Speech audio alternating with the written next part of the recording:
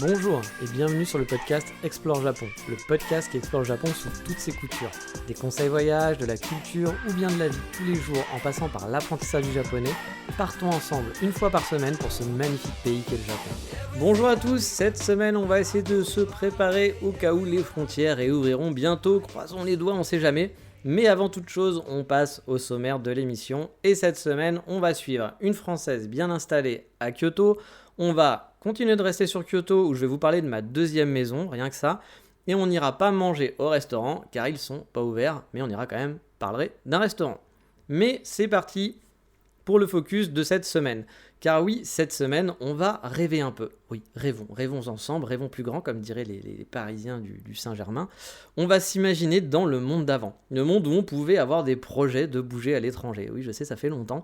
Ces projets où on pouvait se rêver sans se demander à quelle date les frontières allaient ouvrir, sans se demander s'il faudra être vacciné pour bouger, si on pourra être vacciné avant l'ouverture des frontières, parce que s'il faut un vaccin mais qu'on n'est pas vacciné, on ne peut pas bouger.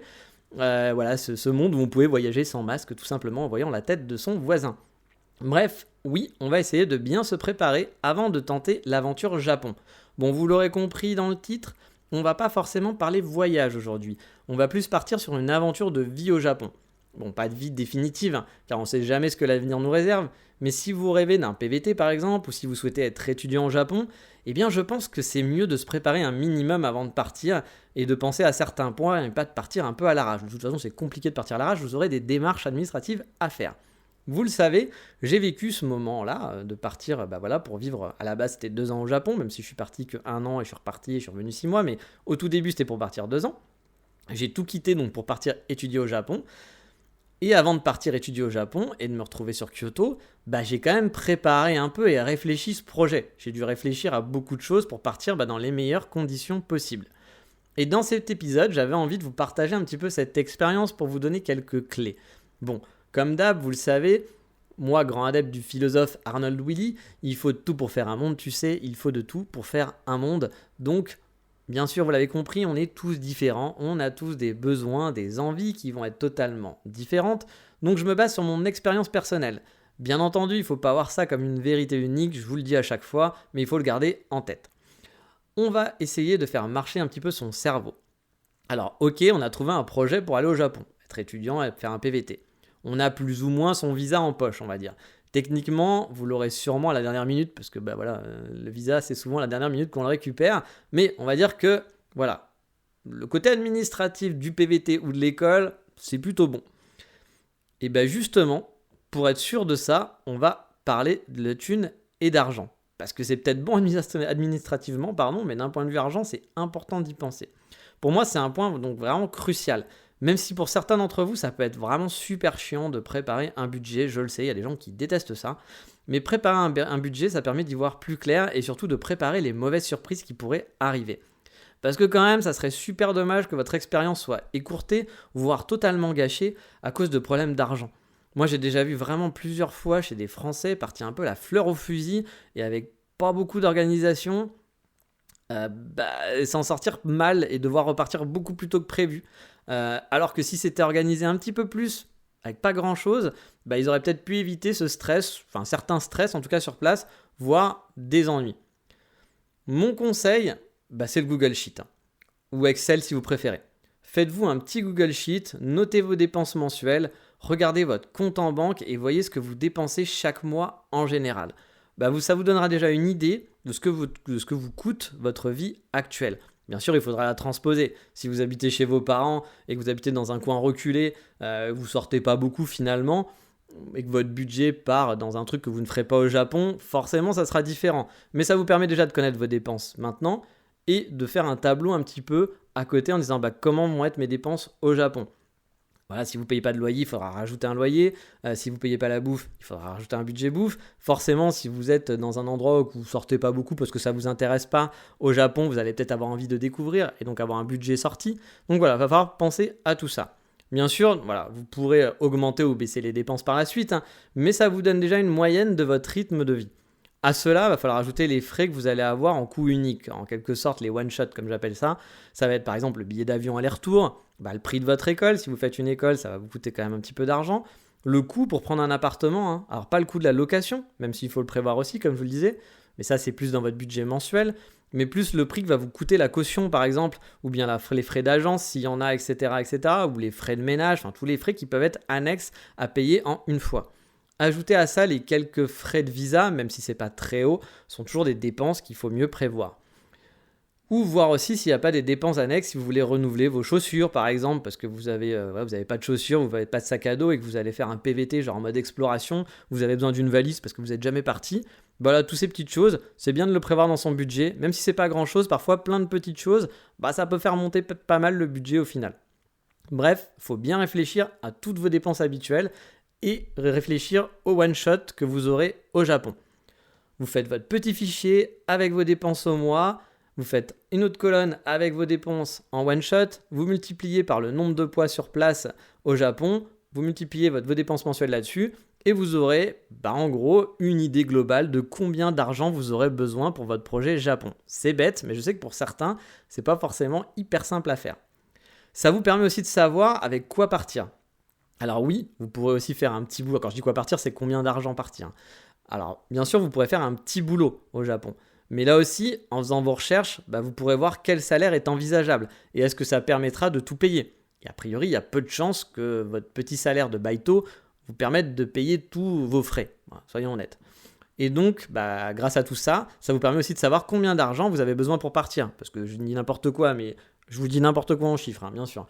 Mais admettons que vous avez besoin de 1000 euros par mois. Si votre baito vous en rapporte 300, il va en manquer 700. Donc il faudra faire les 700 x 12, plus bien sûr les frais de billets d'avion, etc. pour vous dire, finalement j'aurai besoin de tant d'argent avant de partir, voilà le budget dont j'ai besoin. J'insiste beaucoup là-dessus, vraiment, car j'ai vu vraiment pas mal de gens partir avec très peu d'argent en se disant « Ah mais c'est bon, ça suffira, je trouverai un petit boulot ». Et finalement, les gens se sont retrouvés en galère ensuite sur place. Car oui, on peut manger pour pas cher, bien sûr. Oui, on peut limiter les sorties onéreuses, mais quoi qu'il arrive, vous allez devoir dépenser de l'argent. Il n'y a pas de magie, voilà. Et encore plus pour les gens peut-être qui n'ont pas l'habitude de gérer de l'argent, ou d'avoir un travail, qui ont peut-être été étudiants. Si vos parents ne vont pas vous donner d'argent ou que vous partez un petit peu en PVT à l'arrache, peut-être que vous n'avez pas l'habitude de savoir combien ça va coûter des dépenses et dans votre tête, ça ne vous parle pas forcément. Donc c'est pour ça que c'est important d'y penser parce que vous risquez d'être surpris. Voilà, le coût de la vie, ça coûte cher dans tous les jours, même pour les moindres conneries, on va dire. En passant, je parlais de manger, et le manger pas cher, pour moi, je voudrais bien que vous gardiez en tête de ne pas l'associer aux combini. Car les combini, c'est pas spécialement donné. Alors en vacances, ouais, on trouve ça cool, on trouve des petits trucs pas chers, vraiment, on dit c'est sympa de manger au combini et tout. Mais dans la vie de tous les jours, si vous allez manger au combini, vous n'allez pas faire des économies. Vaut mieux aller dans des vrais supermarchés de quartier que s'acheter un plat dans un combini. Après, on peut toujours s'acheter un petit truc pas cher dans un combini, bien sûr, mais il faut pas avoir un gros estomac non plus, quoi. Donc, le conseil vraiment, c'est pas de bouffer au combini tous les soirs. J'ai vu des étudiants qui faisaient ça. Leur budget, je pense que c'était pas super pour eux. S'ils allaient juste au supermarché se faire à manger, c'est chiant de se faire à manger, mais ça coûte moins cher. Voilà, tout simplement. Donc, vous l'aurez compris, faites vos petits calculs, même si ça peut rebuter plus d'un, c'est une petite gymnastique rapide qui vous permettra d'avoir une idée et de contrôler aussi vos dépenses. Car en ayant prévu un budget sur place, si vous voyez que le premier mois, vous avez claqué 300 balles de plus que ce que vous aviez prévu, vous aurez votre alerte en gros de « Hey, il faut que je fasse un peu gaffe parce que là, mon rythme de vie ne suit pas du tout mon budget. » Et là aussi, on évite du coup les mauvaises surprises au bout de quelques mois et de se dire « Ah merde, j'ai plus d'argent, qu'est-ce que je fais ?» Donc n'hésitez pas aussi à repousser votre départ au Japon. Voilà, ça c'est un conseil que je donne dans le sens où je suppose que vous allez économiser a priori pour partir. Et si vous voyez que vous êtes un peu loin de vos besoins en termes d'argent, en faisant votre budget justement, ou bien que vous n'y êtes pas tout à fait, peut-être que de repousser et d'économiser encore pendant quelques mois supplémentaires, ça vous permettra au final de mieux profiter du Japon. Je sais, on a envie d'y aller, on a envie de partir, on en a marre, c'est le rêve, on veut le faire, mais parfois ça vaut peut-être mieux de rester 3 mois, 6 mois de plus, d'économiser de l'argent et finalement de pouvoir profiter sur place plutôt que du coup être plus en galère sur place et perdre du temps. Les 6 mois où vous auriez travaillé en France, si vous ne les travaillez pas par exemple au Japon, c'est plus cool de ne pas travailler au Japon et de profiter plutôt que l'inverse. Car vous allez vivre l'expérience de votre vie finalement là-bas et c'est pour moi un peu dommage de se priver de tout, car on n'a pas les économies. Je trouve ça un petit peu dommage. Ne pas pouvoir sortir, de tester des restaurants, car on est un peu juste niveau thune. Dans le train-train quotidien, en France, on peut s'en passer, parce que c'est le train-train, on a l'habitude. Mais au Japon, je trouve ça un peu dommage de ne pas pouvoir prendre un train un week-end pour visiter un endroit pas trop loin, ou bien se faire un petit resto de temps en temps et des découvertes culinaires chaque semaine, parce que Voilà, on ne peut pas parce qu'on n'a pas d'argent et qu'on est vraiment très très limité. Alors, si vous avez un projet de vie, genre je veux apprendre le japonais, puis j'ai pas l'argent pour, je suis très limité, et que je m'en fous, moi je veux pas profiter du Japon, je veux apprendre le japonais, ça se comprend totalement. Mais si vous avez envie vraiment de profiter un petit peu, n'oubliez pas que on peut faire des choses qui ne coûtent rien, mais vous allez devoir vous priver certaines choses, donc peut-être que travailler quelques mois supplémentaires, ça vous permettra de pouvoir profiter un petit peu sur place. Voilà, tout simplement. Et encore une fois, je ne dis pas qu'il faut faire ça absolument, on est tous différents, voilà. Mais c'est si vous voulez vous faire un petit peu plaisir, voilà, ça fait pas de mal de reculer un peu son voyage pour pouvoir profiter après. Bon, allez, vous l'aurez compris, l'argent, faut y penser, mais on va passer à autre chose, où là, pas besoin de faire de calcul. Bon, quoique un peu, mais bon, voilà, j'en parle souvent dans les podcasts, c'est le choix de la ville. Parce que le Japon, il y a des tonnes de coins super sympas qui sont vraiment différents. Du coup, faire un choix, en tout cas pour moi, c'est toujours super compliqué. Si vous êtes en PVT, a priori, peut-être que vous allez bouger. Dans ce cas-là, il faut préparer son planning. Voilà, vous allez préparer un planning et ça fait pas de mal. Et même si vous ne bougez pas, vous avez décidé par exemple en PVT de rester sur Tokyo, il faut quand même préparer un faux planning parce que l'ambassade va vous le demander. Car normalement, en PVT, on n'est pas censé rester au même endroit et travailler tout le temps. Alors bien sûr, vous pourrez le faire, il n'y a pas quelqu'un qui va vous contrôler. Mais pour monter patte blanche, on vous demandera un itinéraire et un genre de projet de PVTiste. En gros, on va vous dire, voilà, je reste 3 mois à Tokyo, je vais peut-être travailler pendant 1 mois ou 2 sur Tokyo, mais après je vais bouger à Kyoto, là je ne travaillerai pas parce que j'aurai fait assez d'économies. Enfin, vous voyez le genre. Même si c'est pas vrai, c'est parce que normalement le PVT, c'est pas pour avoir quelqu'un qui vient vivre au Japon pendant 1 an et qui se trouve un travail, qui va se trouver une femme, qui va faire des enfants et qui va rester. C'est pas le but du PVT. Donc c'est pour ça que à l'ambassade, même en France, ils vont vous le conseiller. Souvent, les gens n'y pensent pas et c'est à l'ambassade en France qu'ils vous disent attention pour que ça soit accepté. Ils vont même parfois vous aider à vous faire un faux planning. Voilà. Donc, mais il faut le savoir. Et si vous êtes étudiant, vous le savez, le choix de votre ville, là, vous allez être sédentaire, quoi. Du coup, choisir sa ville, c'est vraiment important. Là, ce sont vos critères qui sont vraiment personnels. Est-ce qu'il y a du travail pour les gaijins, si vous avez besoin d'un petit boulot par exemple? Est-ce que vous voulez être dans un environnement un peu à la dure où personne ne parle anglais et dans ce cas-là, autant aller dans une petite ville de province un peu perdue plutôt que d'aller à Tokyo où il sera plus facile de rencontrer des gens qui parlent anglais, de rencontrer des Français avec qui vous aurez tendance à parler français. Alors que si vous êtes dans un petit village perdu ou dans une petite ville, il n'y aura peut-être pas français, vous serez peut-être le seul français du coin et personne ne parlera anglais. Du coup, à la dure, vous n'aurez pas le choix, ça vous fera pratiquer le japonais. Est-ce que vos économies aussi sont limitées? Au vu des loyers, par exemple, il vaut mieux fuir Tokyo si vous avez des économies limitées. Ça sera plutôt une bonne idée. Mais si vous voulez chercher des opportunités pour rester, par exemple, ou faire du réseau, dans ce cas-là, Tokyo, c'est un peu plus approprié que d'aller dans un coin un peu plus paumé où ça sera moins cher, mais où faire du réseau, ça sera peut-être plus compliqué. Pas impossible, mais plus compliqué. Et est-ce que vous avez envie aussi de montagne, par exemple, tout simplement, de voir la montagne, parce que vous adorez la montagne, vous adorez la mer. Le Japon, c'est quand même une île, donc il y a la mer tout autour, vous pouvez peut-être en profiter. Est-ce que votre kiff, c'est les grandes villes ou c'est plutôt la campagne?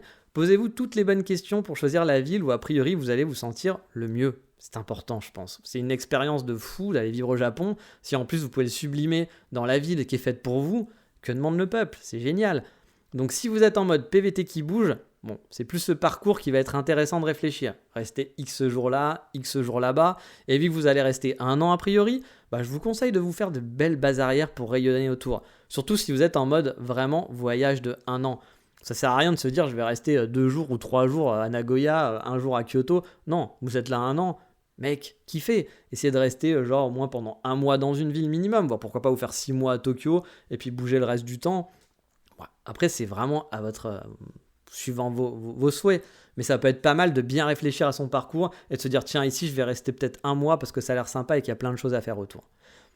Si vous restez par contre au même endroit, prenez le temps vraiment de bien analyser quelle ville sera la meilleure pour vous. Car une fois que vous serez installé, vous allez y vivre et peut-être que vous y bougerez jamais parce que si vous restez et que finalement vous trouvez l'amour de votre vie et que vous vous mariez, finalement vous avez choisi Kyoto et vous resterez à Kyoto parce que voilà, c'est comme ça. Et peut-être que vous aurez été mieux dans une autre ville. Mais là, vous me direz, oui, mais j'aurais pas rencontré Juichi ou Megumi, l'amour de ma vie. Et vous avez totalement raison. Bon, après, pas de stress. La vie au Japon est tellement cool que vous allez kiffer quoi qu'il arrive. N'importe où. N'importe où vous serez, vous allez kiffer. Mais c'est sûr que si vous êtes, par exemple, agoraphobe, n'allez pas à Tokyo. Parce qu'à Tokyo, même si je vous ai dit qu'il y a des coins où il n'y a pas grand monde, vous allez croiser du monde et autant aller dans un endroit plus calme. Donc, on prépare le voyage. ça c'est fait, il faut choisir la ville, c'est hyper important. On a regardé la thune, c'était un peu chiant, mais ça c'est primordial. Et là on va faire un truc encore relou, c'est l'administratif. Bon, je vais pas vous faire les démarches avec le Japon pour avoir le visa ou avec votre école, comment ça se passe, parce que c'est très spécifique à chaque cas. Mais avant de partir, il faut prévoir quand même quelques petites choses, je pense. La banque, c'est important.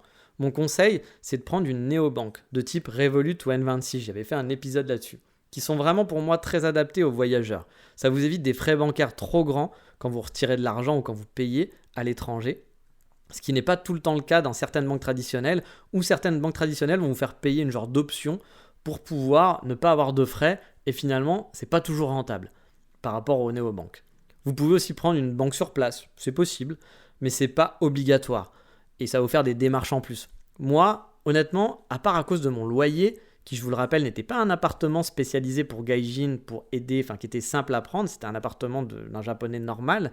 Si j'avais pas eu ça, j'aurais pas eu besoin d'un compte bancaire spécifique vraiment au Japon. J'aurais pu vivre au Japon sans compte bancaire japonais, ça m'aurait posé aucun problème. J'ai même beaucoup d'amis qui étaient dans des agences, des appartements pour gaijin, eux ils payaient en liquide directement à l'agence. Tous les mois ils allaient à l'agence et ils donnaient en liquide l'argent. Moi j'avoue ça m'aurait arrangé de faire ça, mais le problème c'est que c'était pas fait pour. Du coup eux ils n'en avaient pas besoin, ils n'ont jamais ouvert un compte en banque au Japon parce qu'ils n'en avaient pas besoin. Après par contre si vous faites un petit boulot, on vous demandera peut-être d'en ouvrir un. Je pourrais faire un épisode là-dessus aussi sur comment ouvrir des comptes en banque, quels sont les comptes en banque qui sont bien pour les gaijin, ceux qui sont plus compliqués, parce que c'est pas toujours simple. Je vous en ai déjà parlé plein de fois, mais moi la fois où j'ai le plus eu envie de rentrer, voilà, ça m'est arrivé une fois, de dire il faut que je rentre. Au tout début, quand on arrive au Japon, il y a le côté qu'est-ce que je fous là, mais pourquoi je suis parti ici, parce que vous vous dites mais ça va être tellement la galère, je comprends rien à ce qui se passe, qu'est-ce que je suis venu faire ici, surtout si vous partez tout seul. Mais c'est toujours rigolo et c'est des petites pensées de quelques microsecondes parce que vous kiffez tellement. Mais la seule fois où je me suis dit, pas longtemps, 2 minutes, mais ça a duré plus longtemps, voilà, me dire mais qu'est-ce que je fous là, j'ai envie de rentrer, c'était quand j'ai dû ouvrir mon compte en banque parce que ça a été une galère. Alors c'est pas le cas pour tout le monde, je vous rassure, c'est pas tout le temps la galère. Mais voilà, à Kyoto, j'avais pris une banque pour gaijin qui était censée parler anglais, mais qui ne parlait pas du tout anglais, où personne ne parlait anglais, et où on m'a gardé pendant 2 heures à m'expliquer plein de choses bancaires, sachant que je comprenais même pas quand on me demandait si je voulais boire un café, donc vous comprenez un peu le délire. Et à la fin, je suis parti en ne sachant pas si mon compte en banque allait être ouvert ou pas, sachant que j'en avais vraiment besoin, parce que j'avais mon logeur qui commençait à me dire, bon bah c'est sympa, tu nous amènes l'argent en liquide, mais on t'a dit qu'il nous faut un compte en banque, donc voilà, je voulais pas être dans la merde et que ça pose un problème et que les mecs te disent, bon bah maintenant tu nous saoules, on te met dehors, quoi, parce que là ça aurait été une galère totale. Bref, la banque, peut-être que je pourrais faire des épisodes là-dessus si vous voulez, si ça vous intéresse. Banque japonaise, j'entends. Faut aussi penser, je pense, à un truc que des gens oublient assez souvent et ne font pas attention et qui n'est pas obligatoire, c'est vrai, mais qui peut quand même être important dans son voyage, dans son périple, les assurances. Parce que c'est pas obligatoire, voilà, et c'est des frais en plus qui peuvent être coûteux. Mais je conseille tout de même de prendre une assurance grand voyageur. Voilà, il y a des assurances grand voyageurs qui existent, ou bien il y a des assurances pour étudiants à l'étranger. Vous en avez peut-être entendu parler, par exemple, du type Chapka, qui font beaucoup de pubs, qui sponsorisent des gens. Moi, je ne suis pas sponsorisé, mais voilà, qui sponsorisent des gens. Moi, je suis passé par Chapka, par exemple, pour mon étude, quand je suis parti en tant qu'étudiant à l'étranger. Alors, c'est un petit billet à sortir, mais si vous avez un problème médical, que vous avez un problème sur place, vous serez bien content de l'avoir parce que ça peut vite monter, ça peut vite vous coûter cher. Moi, par exemple, ça n'a pas été rentable pour moi. J'ai pas eu à m'en servir. J'ai payé 500 € environ pour l'année, je crois, de mémoire. Et voilà, c'était peut-être un petit peu moins de 500 € quand même. Mais bon, c'était dans ces eaux-là. Et je m'en suis pas servi. Donc c'est 500 € de perdu dans mon budget, vraiment. Donc, c'est un peu relou. Mais bon, si j'avais eu un problème, j'aurais été peut-être content de les avoir. Et la deuxième fois où je suis reparti au Japon, vu que là j'étais un peu en mode vacances 2 fois 3 mois, j'en ai pas pris. Puis surtout, je pense que j'aurais pas pu les prendre avec Chapka. Peut-être qu'il y avait des choses, mais là j'avoue que j'étais pas encore dedans. Donc je suis parti sans assurance, on va dire avec l'assurance de ma carte Visa Premium, vu que j'étais en mode 3 mois en tourisme. Mais bon, je connais des gens pour qui ça a été bien utile d'être remboursé leurs frais médicaux. Et ça, c'est un petit peu la roulette russe, vous le savez. Peut-être que vous aurez rien, et donc du coup, c'est de l'argent économisé. Et si vous avez un problème, si vous n'avez pas pris d'assurance, si vous avez un gros problème, ça peut être très très compliqué. Voilà. Mais ça, je peux pas vous donner de conseils. La prudence voudrait que c'est mieux d'en prendre prendre une assurance, mais il n'y a rien d'obligatoire. Je connais énormément de gens qui n'ont pas d'assurance et qui sont au Japon. Je connais même des gens qui vivent encore au Japon maintenant et qui n'ont pas d'assurance ou de mutuelle complémentaire, par exemple. Et le jour où ils auront un souci, je pense qu'ils ne le vivront pas très bien. Mais bon, c'est un risque à prendre, je comprends, c'est des réflexions qui sont très compliquées, mais voilà, gardez-le en tête, réfléchissez-vous de votre côté. Si vous avez les moyens, c'est un côté sécure. Si vous êtes un peu touchy, peut-être que vous pouvez faire l'impasse, mais priez pour qu'il ne nous arrive rien. De toute façon, prions tous pour qu'il ne nous arrive rien, hein. On va rester quand même positif. Un autre truc auquel penser un petit peu en amont, mais c'est un peu plus compliqué, c'est Internet. Parce que Internet, quand on part au Japon en vacances, pas de souci, on part sur le Pocket Wi-Fi. Ou alors on va prendre une petite SIM card qui va durer un mois de voyage qu'on va acheter sur place. Mais si vous êtes étudiant ou que vous restez sur place, vous êtes en PVT, il faudra sûrement quelque chose d'autre. Alors on peut faire qu'avec du Wi-Fi, hein. Moi je connais des gens qui font avec du free Wi-Fi, mais c'est vrai que c'est parfois un peu galère de ne pas avoir Internet tout le temps avec soi. En tout cas moi, pas avoir Internet avec moi, c'est inconcevable. Voilà, je fais partie de ces gens-là. Donc a priori, là vous aurez une carte de résident. Donc vous pourrez demander un forfait téléphonique ou bien un Pocket Wi-Fi local, qui est beaucoup moins coûteux finalement que les Pocket Wi-Fi que vous prenez en voyage. Cependant, attention, certains abonnements nécessitent de s'engager pendant 2 ans. Donc il va falloir partir à la chasse au bon forfait sur place. Mais a priori, ça sera un petit peu compliqué de se préparer là-dessus avant parce que vous ne pouvez pas savoir exactement quels sont les forfaits. Moi, j'avais essayé de regarder en amont. Ça avait été un petit peu compliqué et finalement, c'est en allant dans les Big Camera et les Yodobashi Camera que j'avais pris un peu toutes les brochures et qu'après, j'étais allé regarder sur Internet, voir ce que je pouvais faire. J'avais plutôt un bon plan que j'essaierai de vous retrouver si ça vous intéresse. Pour ceux qui sont intéressés, demandez-moi. C'était un Pocket Wi-Fi qui était beaucoup moins cher et qui surtout il n'y avait pas une obligation de rester pendant 2 ans chez eux. Il n'y avait pas d'obligation de temps et c'est ce que j'ai pris la dernière fois que je suis revenu. La seule contrainte, c'est qu'il fallait avoir une carte de résident. Et moi, je l'ai pris en n'étant pas résident, en étant vacancier. Donc, c'est une amie qui l'a pris pour moi. Mais ça s'est très bien passé. Et vous, si vous êtes en PVT ou que vous êtes étudiant, vous aurez votre carte de résident. Donc, c'est le genre d'offre sur lequel vous pourrez aller. Après, attention, c'est en japonais. Donc, il faut gérer le japonais. Ça, c'est plus compliqué. Mais comme d'habitude, on a du Google Translate, on a des amis qui parlent japonais, on se fait aider, on arrive à s'en sortir avec la débrouille. Un autre truc un petit peu bête auquel il faut penser, mais c'est con, mais il faut y penser, c'est la validité de votre passeport. Parce qu'il n'y a rien de plus chiant que de devoir régler ce genre de problème si vous êtes sur place et que vous n'êtes pas en France.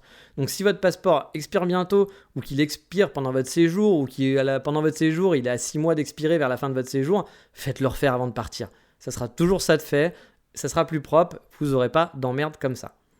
Un truc que je conseille aussi, c'est de garder une ligne de téléphone française. Parce que là aussi, ça va dépendre de vous bien sûr, mais moi je l'ai gardé, j'ai pris un forfait qui coûtait pas grand chose, genre 2 € ou 4 € par mois, pour garder ma ligne de téléphone. J'enlevais ma SIM pour être sûr de ne pas avoir de dépassement ou de choses bizarres qu'elle s'allume, parce que ça m'est déjà arrivé en vacances et me prendre 50 balles. Heureusement que ça se bloque au bout d'un moment, mais au bout de se prendre 50 balles alors qu'on n'a rien fait, parce que la SIM s'est juste allumée et se dit « Oh, je suis au Japon, tiens, je vais checker un truc. » Voilà, 50 balles. Ok, super, je suis content.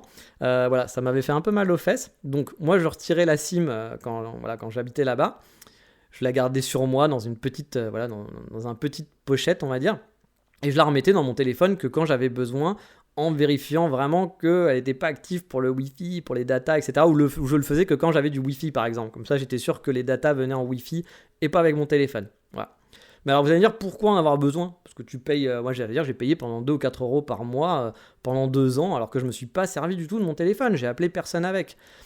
Parfois, on va vous envoyer des codes par SMS. Votre banque, par exemple, pour un paiement, je ne sais pas quoi, va vous envoyer un code. Et ça peut aussi arriver parfois, vous allez devoir vous connecter à un compte Google ou je sais pas quoi qui va vous dire pas de souci, pour te reconnecter, on t'envoie un code par SMS. Et si vous n'avez pas votre téléphone, si vous n'avez plus de numéro, impossible de se connecter. Et là, vous êtes dans la merde. Et donc, à l'heure où on parle de digital nomade, de vivre le monde, qu'on est tous des citoyens du monde, on était là toujours super emmerdés par ce genre de trucs. Voilà, le nombre de fois où j'ai dû remettre ma carte SIM pour récupérer un code à la con par SMS, c'est chiant. Voilà, c'est chiant. C'est de l'argent perdu, mais ça évite du coup quelques problématiques où si j'avais pas pu récupérer ces codes pour activer tel ou tel truc pour tel ou tel paiement, j'aurais peut-être été en galère. Donc voilà, gardez une ligne française, même si vous n'en servez pas, prenez le forfait le plus bas juste pour pouvoir recevoir des SMS et gardez pas votre SIM à l'intérieur pour éviter les mauvaises surprises. Et le japonais dans tout ça, vous allez me dire, techniquement, vous pouvez partir et vivre en PVT ou aller étudier au Japon sans parler un mot de japonais. Bien sûr, on en a déjà parlé plein de fois. Mais bon, un conseil, si vous le pouvez, on est dans la préparation du projet pour améliorer votre intégration et surtout si vous avez des projets finalement de rester plus tard, je vous conseille de bosser au mieux et en amont votre japonais.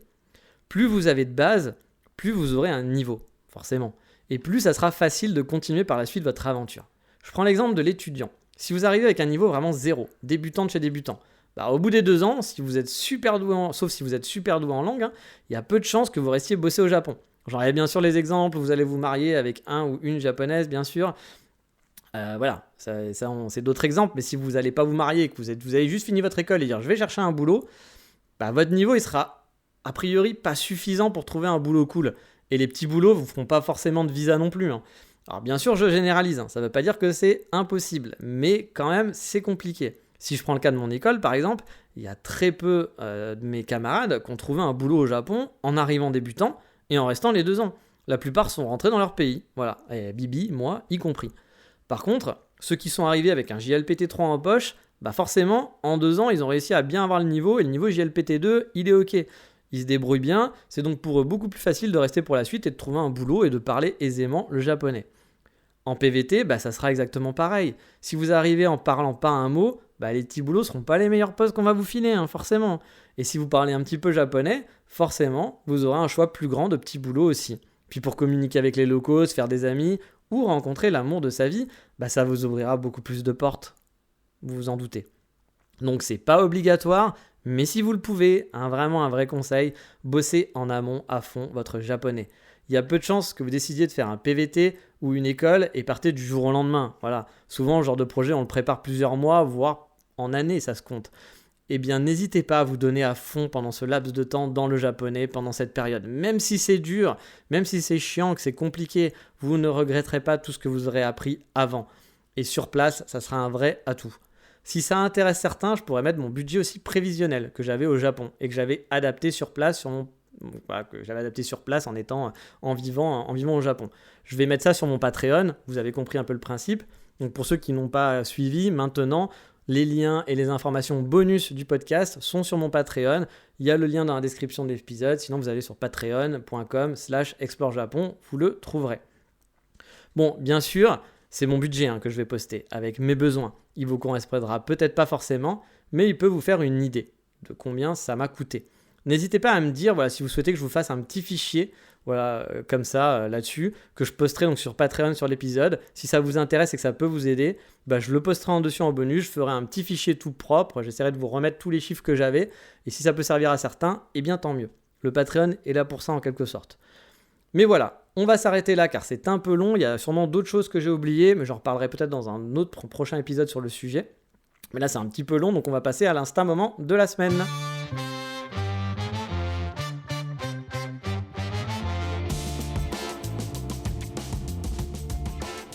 Et cette semaine, on va découvrir le conte d'une Française qui vit au Japon depuis pas mal de temps, il me semble, et qui vit particulièrement dans la ville que je connais bien, la ville de Kyoto. Alors son nom, c'est Nippon Demi. Donc Nippon, N-I-P-O-N, D-E-E-M-I. Donc comme vous le savez maintenant, alors je suis désolé, ça va être un peu relou au début parce que c'est nouveau, mais tous ces liens-là seront sur le Patreon. Mais bon, je vous l'ai dit, c'est Nippon Demi, et le lien Instagram, je le laisse dans la description de l'épisode. On n'est pas quand même des chiens non plus, voilà, c'est juste un lien Instagram. Donc, c'est aussi cette fille-là une spécialiste du papier washi. Elle travaille a priori pour la société française installée au Japon, Haricot Paper, dont j'avais entendu une super interview dans un autre super podcast, qui est un podcast sur le Japon que vous connaissez sûrement, et si vous ne connaissez pas, allez l'écouter, qui s'appelle Mensetsu. Voilà, pareil, je mettrai le lien de l'interview sur Patreon, donc ça vous évitera de chercher. Sur son compte, on retrouve des photos de sa vie à Kyoto. Alors, on n'est pas du tout dans le mode selfie ou 3615 ma vie. On est plus dans un compte qui devrait vous plaire si vous êtes en manque de Japon ou envieux du vieux Japon. C'est un compte que j'apprécie beaucoup de suivre. Je suis sûr qu'il vous plaira avec ses photos qui sont vraiment chouettes. Mais on va s'arrêter là encore une fois. L'épisode est un petit peu long, donc je vais essayer un peu de réduire. Surtout que la rubrique Voldemort, j'ai un petit peu des choses à dire. Donc, passons à la rubrique Voldemort.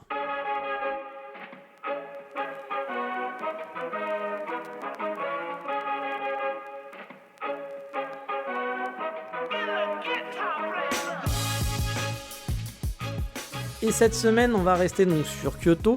Je vais vous amener dans ma deuxième maison, ou ma base arrière, mon QG, enfin voilà, vous avez compris un petit peu, j'ai passé beaucoup de temps là-bas, voire énormément de temps, surtout pendant ma première année sur Kyoto. J'ai découvert ce lieu juste avant de partir, car j'avais fait mes petits repérages des coffee shops à Kyoto qui avaient l'air sympas. Le lieu était assez nouveau, car il avait à peine quelques mois, il n'était pas dans beaucoup de guides, voire dans aucun guide même, je l'ai trouvé un peu par hasard. quand j'ai débarqué, j'ai dû débarquer en avril, je crois qu'il avait ouvert en décembre ou octobre de l'année d'avant, donc ça faisait à peine 5-6 mois qu'il existait. Et je me suis senti tout de suite chez moi à la maison dans ce lieu. J'y suis allé dès le premier jour, et donc dès le premier jour, ça a été mon chez moi. Alors, vous l'avez compris, c'est un coffee shop et il s'agit de Waldenwood Kyoto. Je vous en ai déjà parlé dans le podcast parce que pour moi, ça fait partie totalement de mon aventure sur Kyoto. C'était mon chez moi, quoi. J'y allais tous les jours, chaque matin. J'allais étudier là-bas de 9h à 11h. Je prenais mes cahiers et je faisais des kanji où je révisais mes leçons. Surtout que le matin, le week-end, c'est un lieu qui est très prisé avec énormément de gens. Mais le matin, c'était assez calme. Donc j'étais souvent un petit peu, peut-être pas tout seul, mais on était à peine 4-5. Donc c'était plutôt tranquille pour réviser. Et le lieu, il est vraiment exceptionnel. Ce café, il est sur 2 étages et il est magnifique. Il ressemble à une galerie d'art plus qu'à un café. Bon, sauf qu'il n'y a pas du tout d'œuvre d'art. Mais c'est blanc immaculé, il n'y a aucune table, il y a juste des estrades tout autour d'une grande salle qui est totalement vide. Ça peut paraître décontenançant, et si vous cherchez un endroit pour bosser avec votre laptop par exemple, ou comme moi, étudier, ça va peut-être pas être l'idéal pour vous. Mais moi, ça me dérangeait pas, j'ai aucun souci pour mettre mon laptop sur mes genoux ou écrire sur mes genoux. Mais c'est vrai que si vous avez besoin d'une table, là, ça sera pas l'endroit magique pour ça. J'étais un des rares à le faire, même on va dire, parce que la plupart étaient là juste pour prendre des selfies et faire des cafés, mais moi j'avoue, je venais bosser. Le lieu, il est franchement magique et magnifique. Les Japonais l'ont vite adopté pour venir faire des selfies, et les touristes aussi, parce que j'ai vu de plus en plus au fil des mois des touristes venir quand il est rentré dans les guides de voyage. Moi, je faisais partie un peu des meubles là-bas. Je me suis pris d'amitié avec les baristas et aussi le patron, qui parle parfaitement français. Alors, pas les baristas, hélas, qui parlaient même quasiment pas anglais, mais le patron, lui, parle parfaitement français, car il était chef en France dans sa jeunesse, chef cuistot. Il a eu franchement une super idée de concept, c'est juste génial. Ils font aussi leur propre café, ils sont roaster, qui est pas mauvais au passage, pas le meilleur de la ville, clairement, mais ça reste une très bonne adresse, surtout quand on est là en vacances pour aller boire son petit café et manger un petit gâteau. En plus, il est idéalement placé. C'est entre la gare et le centre-ville, dans un quartier qui est résidentiel, qui sent bon le Japon. Du coup, vous n'êtes pas dans un mode où il y a des touristes partout, même s'il y en a, forcément, le week-end, il y a beaucoup de monde. Mais c'est un quartier qui est hyper agréable à traverser et qui est sur le chemin entre la gare et le centre. Que demander de plus ? En plus des cafés, il y a des petites douceurs, comme je vous l'ai dit, du genre lemon cake ou bien des boissons matcha aussi, pour ceux qui ne sont pas trop café. Les prix sont très raisonnables en plus. Pour moi, c'était vraiment un super lieu incontournable de Kyoto. Je pourrais en parler vraiment pendant des heures et je vous ferai peut-être un jour un épisode un peu sur mon quotidien banal, ce que je faisais en général, ma journée type ou ma semaine type à Kyoto. Et du coup, je reviendrai dessus forcément avec peut-être d'autres anecdotes qui sont plus sympas parce que j'en ai vécu des moments là-bas. Pour vous dire, une fois, il y a quelqu'un qui m'a dessiné. Voilà, j'ai pas fait gaffe et un mec s'est levé en face de moi. Et il m'a laissé un petit papier sur mes genoux. J'étais là, qu'est-ce qui se passe ? Je l'ai pas vu venir, j'étais en train de travailler. Et je regarde et le mec m'a dessiné. Voilà. J'ai été pris en photo plein de fois pour des magazines. Il y a des gens qui sont venus me voir pour une fille, un jour pareil, qui est venue me voir à la fin. Je voyais qu'elle me regardait beaucoup. Bon, voilà, ça arrive. Vous êtes un gaijin, donc vous êtes un peu un truc. Et elle est venue me voir en me disant, mais j'adore ton style. Voilà. Et elle est partie. Voilà, c'est des choses un petit peu bizarres. Il y a eu plein de choses bizarres qui se sont passées là-bas. J'ai discuté avec des Japonais, des commerciaux qui étaient là pour vendre des choses, qui étaient de passage sur Kyoto. Un qui adorait l'histoire de la France et de Napoléon et qui m'a parlé en anglais de Napoléon. Voilà, c'est plein de choses comme ça. C'est aussi pour ça c'est l'aventure. Quand on part dans ce genre de pays et qu'on est étranger, on vit plein de moments dans ce genre-là. Et j'essaierai peut-être un peu de vous parler un petit peu de tout ça un jour dans un épisode si ça vous intéresse aussi. Mais voilà, l'épisode encore une fois, il fait déjà plus de 30 minutes je pense. Donc on va passer au coup de cœur de la semaine histoire de ne pas aller à plus de 40 ou 1 heure d'épisode. C'est parti.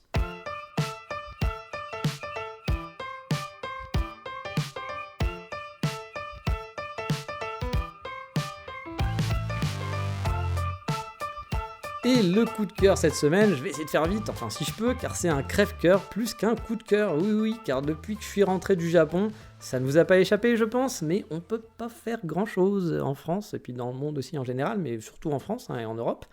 Les restos, les cinés, les bars, tout ça, il n'y a plus, on peut pas, quoi, voilà.